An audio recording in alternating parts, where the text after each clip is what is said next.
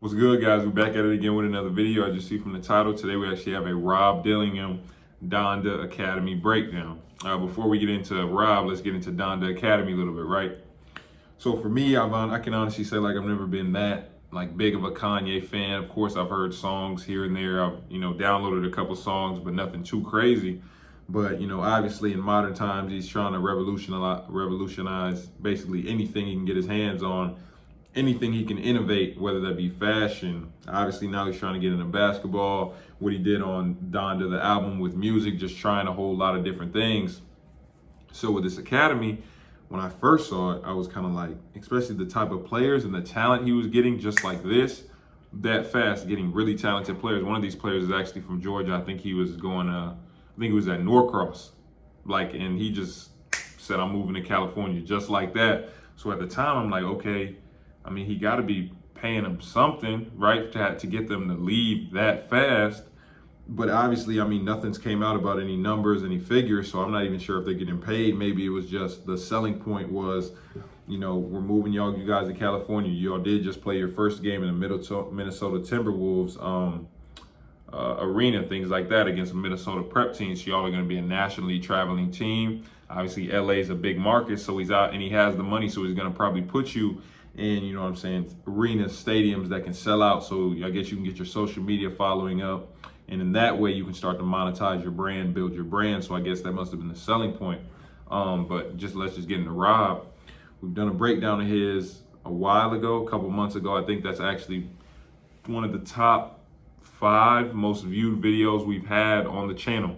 Actually, in that breakdown, it was crazy, because I actually called him, I called him I said he reminded me of Kyrie in terms of, not saying he's as good, of course, but the way he was moving, how shifty, he was with the ball, how it was really on a string, how he's getting it wherever he wanted, and he's pulling whatever shot he wants off the dribble. It really looks crazy. He's just out there almost like it's like an and one type of game. He's just getting by people so easily. And in that video, I was saying okay, in that 2023 class, he's currently ranked number 8.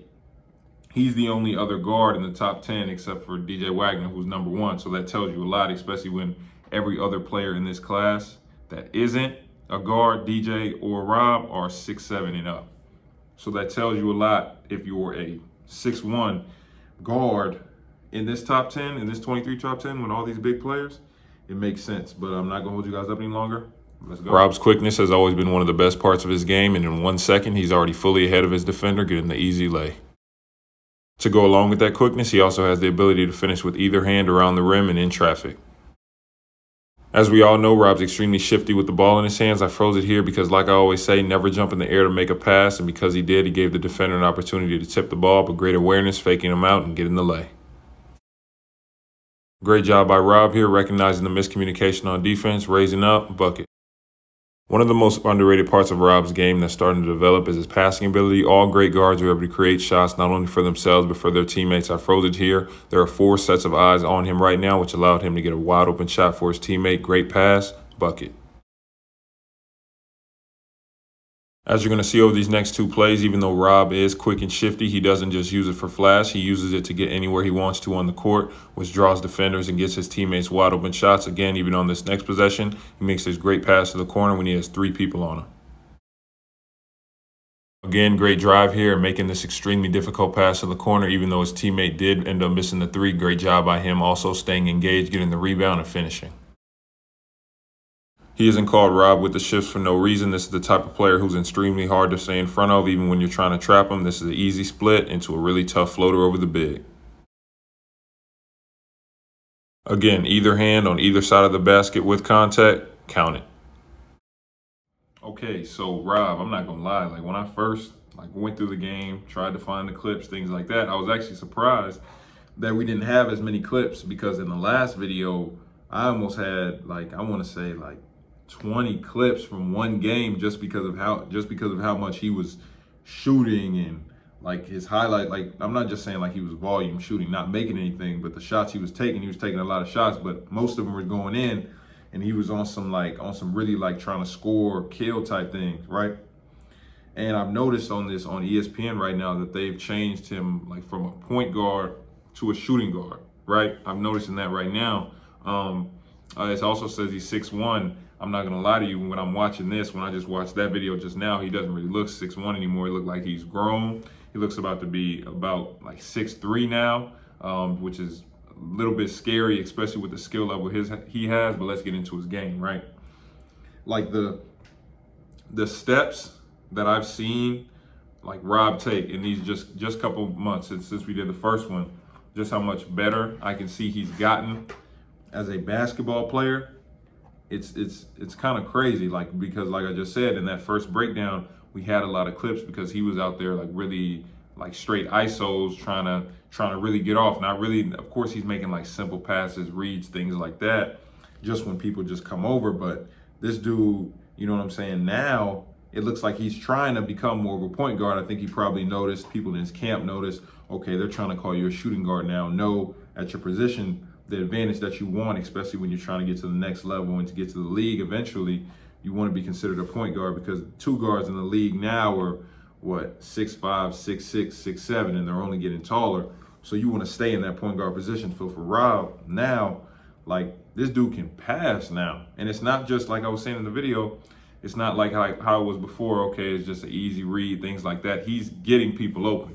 So I don't know if you guys realize this, I said it, but for most of your great guards, like, they not only get shots for themselves, but they also get shots for their teammates. So as you can see, because of Rob's handle, this dude can literally get wherever he wants to on the court, and he's starting to realize, okay, I can use that to not only my advantage, to my teammates' advantage. So whenever I feel like I want to drive, and because he is Showtime, every defender on the court, when Rob and decides to drive, every defender on the court is looking straight at him. So guess what? His teammates can start to move, and all of a sudden they don't know where they are, and he has the passing acumen. This dude can make these passes. Like, he made the drove left. He did jump in the air to make the pass. Y'all know I tell y'all not to do that, because as you saw another time when he did try and do it, it ends up being a turnover, because most of the time when you jump, kids are quick nowadays. They can move like extremely fast. So all of a sudden, something that you thought was open, no longer open. Now you don't know what to do in the air, which is why you have a lot of people who end up just throwing some up at the backboard, throwing some out of bounds. But like I said, with him, this dude can pass. He made the behind the back, even though his teammate missed it. You know what I'm saying? He still was active in that play, got the offensive rebound. He actually finished with 18, 8 rebounds, and 6 assists at his size. Like, so he's rebounding extremely well. So this dude is going to be really nice. Let's talk about his scoring a little bit. Now, he's always been able to finish, things like that. The one thing I was surprised about, he didn't really take as many jump shots. Now, this wasn't the full game film, so I didn't really get to see, maybe if he like missed a couple, or he took a couple tough step backs that didn't go in, that they didn't decide to put in this, because this was the Who's Next film, which is usually, it's most of the game, but it's like all the makes or all the highlight plays. But so it's a majority of the game, enough that we can come with a breakdown.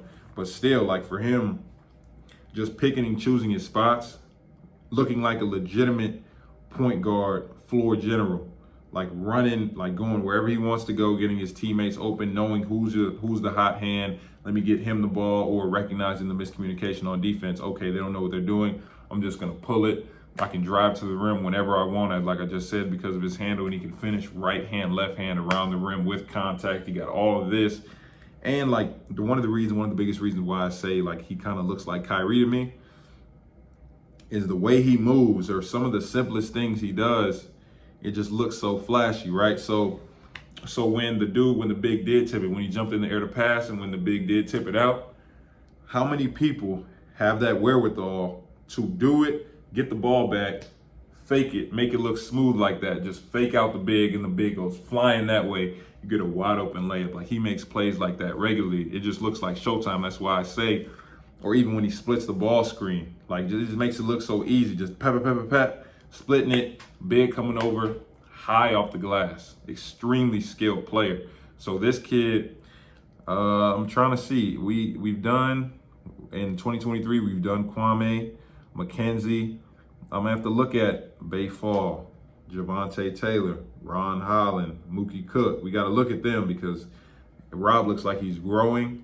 Not only is he physically growing, his game's growing. He's starting to get smarter. He's starting to understand the game more. So he might have to move up these rankings at some point. But I am excited to see, you know, especially with Donda Academy, what they're going to be able to do this year, especially when they're going to be playing all the top teams in the country. I'm really excited to see what Kanye is going to put together. But like I just said, watch out for Rob with the shifts.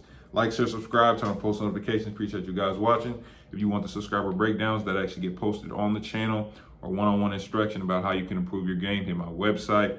For the Patreon day-to-day things, story times that I can't tell on here, obviously, hit that. But like I said, appreciate you guys watching. I'll see you guys next time with the next video.